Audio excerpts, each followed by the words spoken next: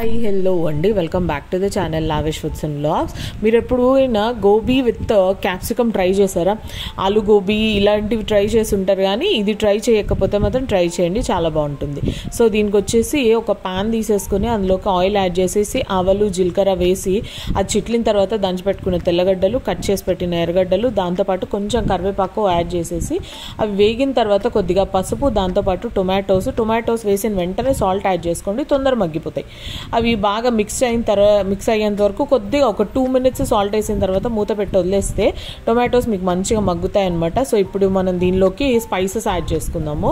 So దీనిలోకి నేను కూరకారం అంటారు కదా, సో అది యాడ్ చేశాను అనమాట. అది దాంతోపాటు రెడ్ చిల్లీ పౌడర్, కొద్దిగా ధనియాల పొడి వేసేసి ఈ పొళ్ళంతా టమాటాకు పట్టేలాగా మంచిగా మిక్స్ చేసేసుకొని ఇప్పుడు ఇందులోకి మనం ఆల్రెడీ వాష్ చేసి పెట్టుకున్న గోబీ ఏదైతే ఉందో అది వేసేసి ఆ మసాలా అంతా గోబీకి పట్టేలాగా మిక్స్ చేసుకోండి. కొద్దిగా వాటర్ యాడ్ చేసుకోండి, గోబీలో నుంచి వాటర్ వస్తాయి కదా, సో దాంతోపాటు కొద్దిగా వాటర్ యాడ్ చేసేసుకోండి. యాడ్ చేసేసి మంచిగా మిక్స్ చేసేసుకొని మూత పెట్టి వదిలేసేయండి. గోబీ 60 to 70% ఉడికిన తర్వాత క్యాప్సికమ్ని క్యూబ్స్ లాగా కట్ చేసి పెట్టుకోండి. మరీ సన్నగా కట్ చేయొద్దు, మెత్తగా అయిపోతుంది. క్యూబ్స్ లాగా కట్ చేసి పెట్టేసుకొని 60% ఉడికిన తర్వాత క్యాప్సికమ్ యాడ్ చేసేసి, క్యాప్సికమ్ ఎక్కువ బాయిల్ అవ్వాల్సిన పని లేదు, 50% బాయిల్ అయితే చాలు. అది వేసేసి మూత పెట్టేసి క్యాప్సికమ్ ఉడికిపోయిన తర్వాత తీసేసి సర్వ్ చేసుకోవడం అనమాట. దీన్ని రోటీ, దోశ, చపాతీలో కూడా తినొచ్చు, చాలా బాగుంటుంది. నచ్చితే కనుక లైక్ చేసి ప్లీజ్ ఛానల్ని సబ్స్క్రైబ్ చేసుకోండి. ఓకేనా? Thank you.